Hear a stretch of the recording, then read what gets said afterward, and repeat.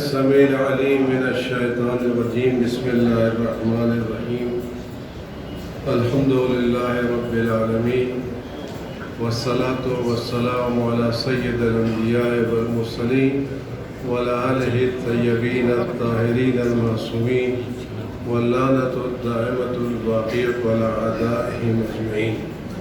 بسم الله الرحمن الرحيم. اللهم كن لوليك الحجة ابن الحسن صلواتك عليه وعلى آبائه في هذه الساعة وفي كل ساعة وليا وحافظا وقائدا وناصرا ودليلا وعينا حتى تسكنه أرضك طوعا وتمتعه فيها طويلا.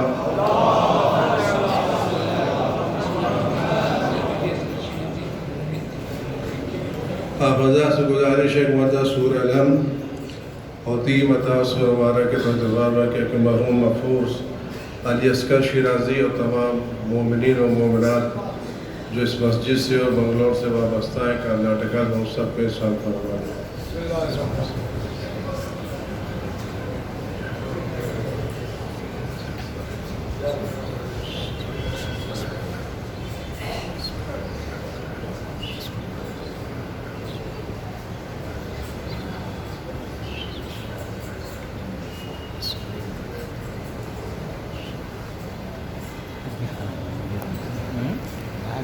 صلوات بھیجے بر محمد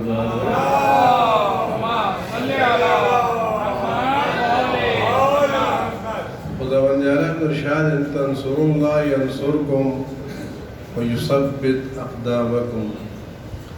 اگر تم اللہ کی مدد کرو گے خدا تمہاری مدد کرے گا اور تمہارے قدموں کو ثابت قدم رکھے گا. مسجد بن گئی. جن لوگوں نے مسجد بنائی، آئیڈیا دیا، پیسے خرچ کیے، وقت دیے، دعا دی، خدا ان سب کو سلامت رکھے اور اس کے بدلے میں ان کو جنت میں بڑا بڑا گھر عطا کرے اور اس دنیا میں بھی ایک پرسکون زندگی عطا کرے اور مسجد بننے کے بعد تنقیدیں سننے کا صبر بھی عطا کرے انشاءاللہ. کیونکہ وہ سلسلہ اس کے بعد شروع ہونے والا ہے کہ اس میں یہ کمی رہے گی وہ کمی رہے گی. لہذا میں تمام اراکین سے کہوں گا کہ ایک معجون صبر لا کے 2-4 ہفتے تک کھاتے رہیے تاکہ آپ کا غصہ نہ بڑھنے پائے. عزیزان گرامی، بات اتحاد کی ہم سب کرتے ہیں لیکن ہم میں کوئی اور قربانی دینے کے لیے تیار نہیں ہوتا. زبان سے اتحاد کی بات بہت اچھی لگتی ہے. میں اپنا ممبر چھوڑنے کے لیے تیار نہیں ہوں. آپ اپنی محراب چھوڑنے کے لیے تیار نہیں ہیں. میں اپنا گھر چھوڑنے کے لیے تیار نہیں ہوں. تو جب کوئی تیاری نہیں ہوگا تو آگے بڑھے گا کیا؟ اس قوم کو گرایا ہے ہم ہی نے. میں بڑے ادب سے عرض کرنا چاہتا ہوں، یہ بات آپ کو کڑوی ضرور لگے گی کہ مجھے صبح چلا جانا ہے، لہذا وہ آپ کی کڑواہٹ کا مجھ پر اثر کم ہوگا کہ آج جب اختلافات ہوتے ہیں تو اختلافات میں سب سے بڑا نقصان فکر کا ہوتا ہے. وہ فکر جو قوم کی تعمیر میں لگنا چاہیے وہ دوسروں کو نیچے گرانے میں لگتی ہے.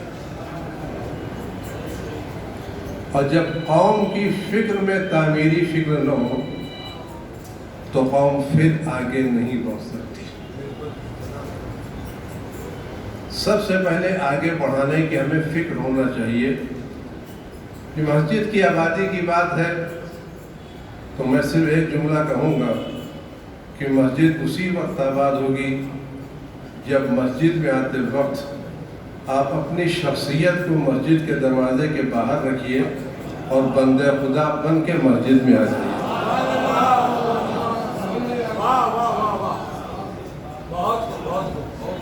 جس وقت آپ مسجد میں اپنی شخصیتوں کو لے کے آئیں گے تو کبھی صفوں کا جھگڑا ہوگا، کبھی جگہ کا جھگڑا ہوگا، کبھی یہ میری جگہ ہے اور یہ میرا مقام ہے. لیکن اگر ہم بندہ خدا آئیں گے تو جہاں بھی جگہ مل جائے وہ اللہ کا گھر ہے. کیا پہلی صف ہو یا آخری صف ہو. جہاں تک مسائل قوم کی ترقی کے ہیں تو مجھے اچھا نہیں لگا کہ دوسرا آ کر کے علی والوں کو درس اتحاد دے.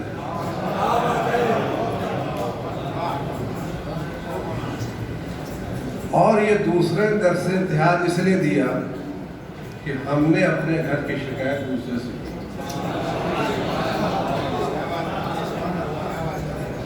اگر ہم اپنی شکایتیں لے کے نہ جاتے تو گھر کی آواز دوسروں تک نہ پہنچتی.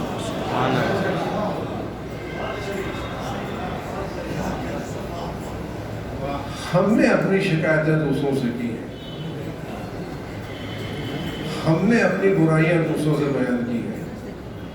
اگر آج ہم نے اپنے گھر کی آبرو کو محفوظ رکھا ہوتا اور گھر میں لڑتے باہر ایک ہوتے تو ہمارے برتن کی آواز دوسروں کے کانوں تک نہ پہنچتی.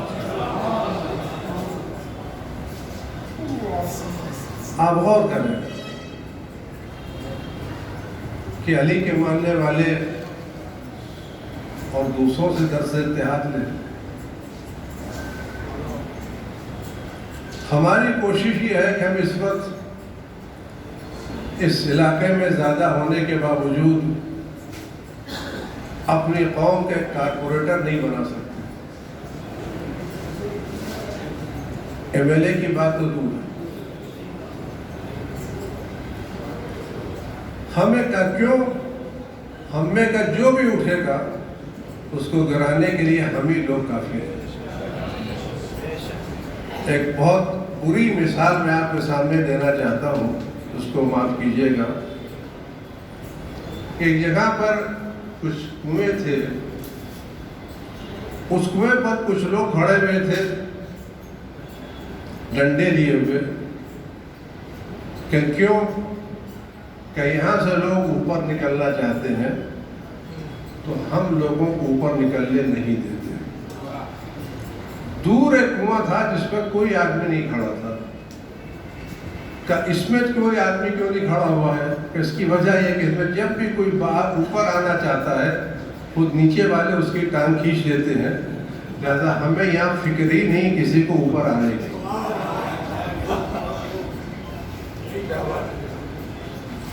تو جب تک ہماری فکر دوسروں کو نیچے گرانے کی ہوگی ہماری قوم اوپر نہیں آ پائے گی. ہم دوسروں کے کاندھے پر نہیں چل سکتے جب تک ہم اپنے کاندھوں کو استعمال نہیں کریں گے. ہماری مجبوری یہ ہے ہم اپنے کاندھے دوسروں کو چڑھنے کے لیے دے دیتے ہیں, اپنوں کو چڑھنے کے لیے نہیں دیتے. ہم دوسروں کے ساتھ وفاداری سے پیش آ جاتے ہیں, اپنوں کے ساتھ ہم تھوڑا سا بھی ٹرانلیجنس اور تھوڑی سی بھی آسانی برداشت کرنے کے لیے تیار نہیں ہوتے. ہم آج اس بات میں فخر کرتے ہیں ہمارے کہ علی اصغر تھے, سر مرزا اسماعیل تھے کب تک, ہونا چاہیے نا. ان کے پاس کوئی تیسری آنکھ نہیں تھی, کوئی نیا ذہن نہیں تھا, پڑھائی تھی, محنتیں تھیں. ہم میں ہر آدمی سر اسماعیل بن سکتا ہے, ہم میں ہر آدمی خلیل بن سکتا ہے, ہم میں ہر آدمی آیت بن سکتا ہے. یہ اس وقت ہوگا جب قوم کا مزاج تخریب سے بدل کے تعمیر کی طرف. مسجدیں, امام باڑے, دوسرے پروجیکٹ بہت اچھے ہیں, ہونا چاہیے, بہتر سے بہتر بننا چاہیے.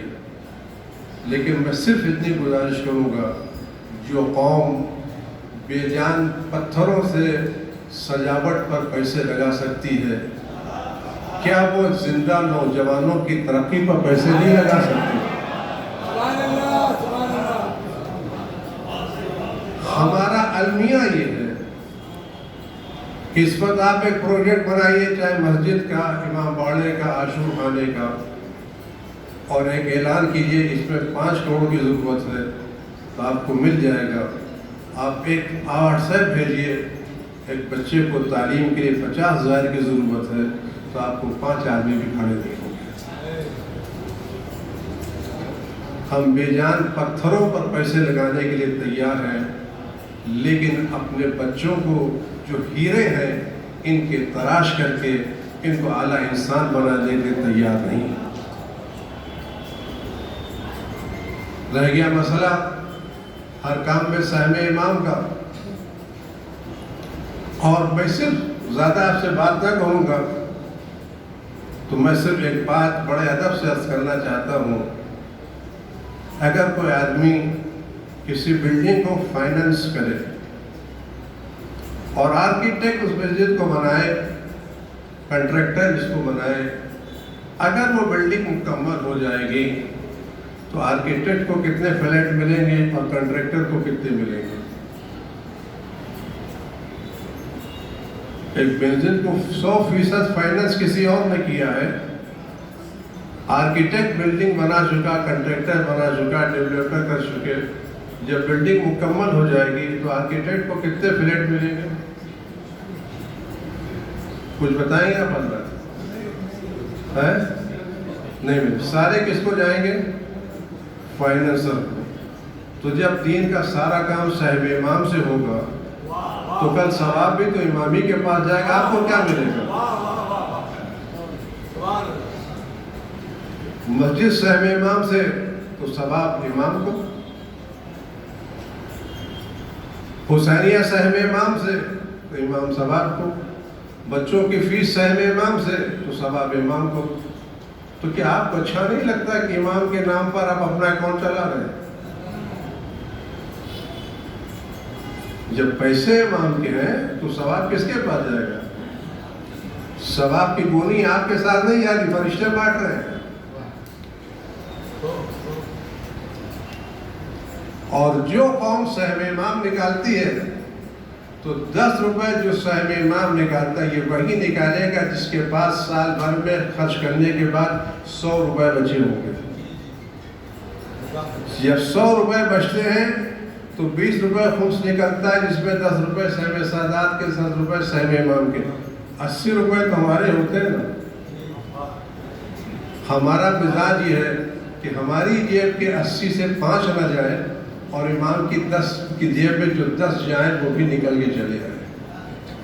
تو جو قوم امام کی جیب میں 10 روپیہ نہیں رکھنا چاہتی، کل وہ آنے کے بعد امام کے لیے جان دے گی، قربانی دے گی۔ ہم اچک کے دیکھتے ہیں کہ امام کی جیب میں کتنے پیسے پڑے ہوئے ہیں۔ مسجد بن جائے صاحب امام سے، اچھا مسجد بنے گی، آرام کون کرے گا؟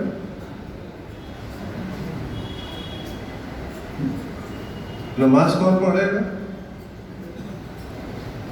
سہولتیں کس کو فراہم ہوگی؟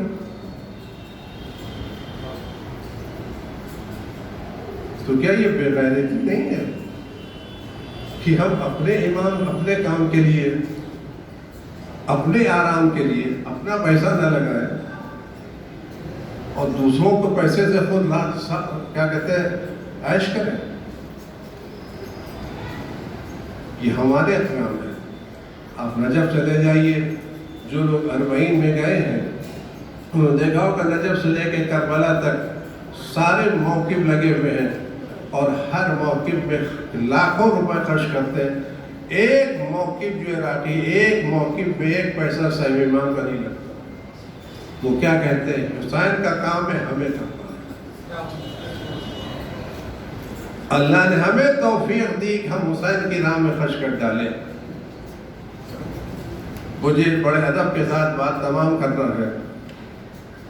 قوم کی ترقی عمارتوں سے نہیں ہوتی، قوم کی ترقی جوانوں کی تعمیر سے ہوتی ہے۔ جوانوں کی تعمیر علم سے ہوتی ہے، اخلاق سے ہوتی ہے، کردار سے ہوتی ہے۔ اگر آج جس طرح سے آپ نے یہاں سب کو ہاتھ پھول پہنائے ہیں، اگر آپ سال تمام ہونے کے بعد اچھے نمبروں سے پاس ہونے والے بچوں کو بھی ایسے ہی جشن منا کے ہار پھول پہنائیں. تو اگر آپ نے ایک سال 10 پہنایا ہے تو دوسرے سال آپ کو 20 افراد ملیں گے. جب تک ہمارا مزاج نہیں بدلے گا اس وقت تک ہم آگے بڑھنے والے نہیں ہیں. مجھے معاف کیجیے، میں نے بہت آپ کی تکلیف دی ہے، آپ کو ستایا ہے، لیکن میں یہ چاہتا ہوں، یہ آئی ٹی کا شہر ہے، اس آئی ٹی میں آپ کو آگے آنا چاہیے. جہاں آپ یہ فخر کریں کہ ہماری مسجد بنگلور میں سب سے اچھی ہے، وہ یہ بھی فخر کریں ہمارے نوجوان بنگلور کے سب سے اچھے نوجوان ہیں. مسجد دیکھنے کے لوگ کم آئیں گے، لیکن ہمارے نوجوان اگر آفسوں میں جائیں گے. کل ہم آفیسز میں تھے، لوگ ہمارے سامنے ہاتھ جوڑتے تھے. آج ہم نے تعلیم چھوڑ دی ہے، ہم دوسروں کے سامنے ہاتھ جوڑنے لگے ہیں. میں بڑے ادب سے یہ بات کہنا چاہتا ہوں، ہمارا مزاج آج بدل گیا ہے. ہم فخر محسوس کرتے ہیں ہمارے تعلقات کسی صاحب منصب سے ہیں. ہم فلاں ایم ایل اے کو جانتے ہیں، ہم فلاں آفیسر کو جانتے ہیں، ہم فلاں کمشنر کو جانتے ہیں. کیا ہم خود کمشنر نہیں بن سکتے؟